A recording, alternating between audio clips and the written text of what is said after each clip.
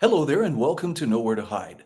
Well, the legislative session is finally wrapped up and actually ended on a rather positive note. In fact, if I had to sum it up, I would say that the winner in this legislative term was likely anyone who loves freedom.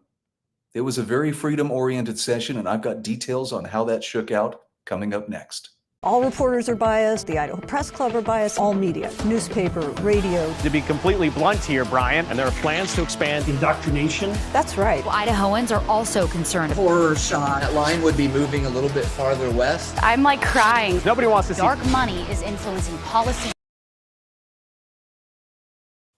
Once again, welcome to Nowhere to Hide. I'm Brian Hyde. Twice a week, I get a chance to sit down and go over some of the issues that affect us here in the Gem State. And there were a lot of those issues being addressed by the legislature over the last few weeks. Well, last couple of months, actually. The legislature went a little bit longer than its anticipated date of adjournment, but it was worth it in the end because they accomplished a great many things. And look, I want to make clear, I'm coming at this from the side of, more government isn't necessarily a good thing. Yeah, we have more laws, we have more rules, we have more government, more costs, and so forth. I like to measure things in terms of government operating in its proper frame, its proper role, and the costs and impact on our lives keep being kept to an absolute minimal level. And as far as what the legislature was able to do this year, they actually did a really good job. With the help of Matt Edwards, he gave a great synopsis here on X, breaking down some of the things that happened. This was quite a list. I mean, you'll see. This is more than just a couple of little items. He says the 2025 legislative session is over. Be it declared that in Idaho, you will not be forced to undergo a medical intervention in order to study, work, or play. Yes, the Medical Freedom Act was passed and, more importantly, was signed by Governor Little. And we'll talk more about that coming up here in just a few moments, because that's quite a story in and of itself. But in addition to this, you also will not be debanked for believing something else. That's a problem. Mainly happens to conservatives for some reason, but Idaho lawmakers dealt with that. Here's another great one. You will not be forced to share a restroom, locker room, or prison with a man if you are a female. I know common sense would even make us ask, why would such a thing be necessary? But here we are in 2025. This is sadly a very necessary bit of public policy. Here's another great one. You will not be forced to wear a mask to participate in society. If you still have some resentment from 4 years ago, this is probably something you want to consider. Here's another great one, a huge one. You can use some of the money promised to educate your child outside of the public school system on what works best for your family. Oh, I know. We were told it's going to be cats and dogs living together, but educational choice has come to Idaho. It's a great start and a great place to build from, to really give parents the opportunity to allow that money to follow the child rather than just pump up the system. We also, in this session, accomplished being able to sentence a child rapist to death by firing squad. DEI in higher education is dead. We'll talk a little bit about that coming up as well. You won't find refugees and illegal aliens being granted free services that citizens don't even get access to. Also, the World Health Organization has no power to compel Idaho residents to do its bidding. That's a good thing. Health districts must base public health recommendations. Do you see that word? Recommendations, not mandates. Their recommendations are to be based on science. They are not permitted to do all things. Again, we've learned a lesson, and finally it's enacted into law. We're not going to allow a repeat of what happened to us in 2020 and 2021. Civics and cursive writing must be taught in K through 12. Sorry, kids, but we had to learn how to write in cursive. You should probably learn too. Here's another one that's going to chafe the folks who are pro-abortion all the time. Always, that's the highest celebration of a woman's freedom. By the way, these air quotes will come in handy in just a few moments as well. Fetal development courses based on actual science must be taught in school. I don't have a problem with that. Free speech protected on college campuses. Here's another big one. Flying divisive flags not allowed on government property or in schools. Wow. Feel free to fly your flag wherever else you want to, but don't expect the state to carry water for you. Thank goodness. Judges can throw out frivolous lawsuits before they even get started. This next one, I have some mixed feelings on, but I also understand you won't find people living in tents on the sidewalks or in city parks. Now, my concern is just simply, I think each of us is probably a lot closer to homelessness than we would dare to think.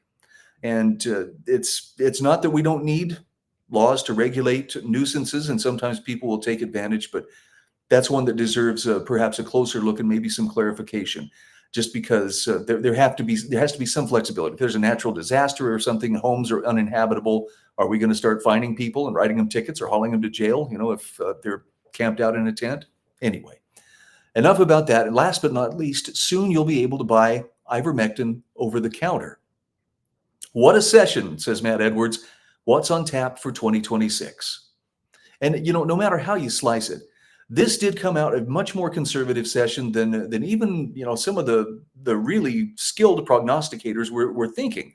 There were some questions about whether leadership would be able to work with the more conservative members of the Idaho legislature. I have to laugh. Jim Jones is if you're a friend of his, you might want to sit with him for a little bit. He's worrying there's a little legislature inside the legitimate legislature.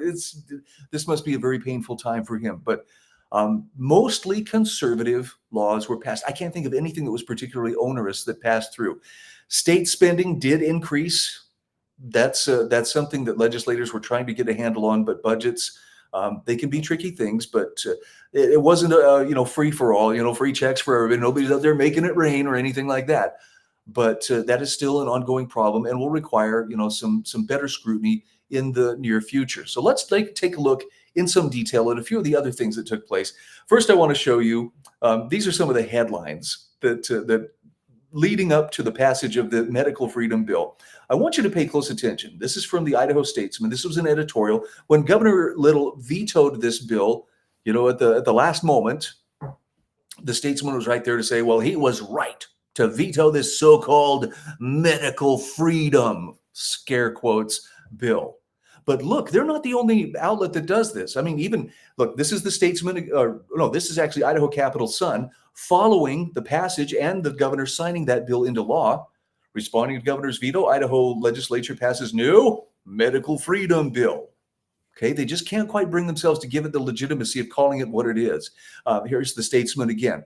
Idaho legislative session marked by budget conflicts, medical freedom, tax cuts. This is their way of registering a protest. Well, we're going to pretend that this is allegedly so-called, it's not even real in our eyes. Here we have one from KIVI TV. New medical freedom bill signed into law by Governor Little.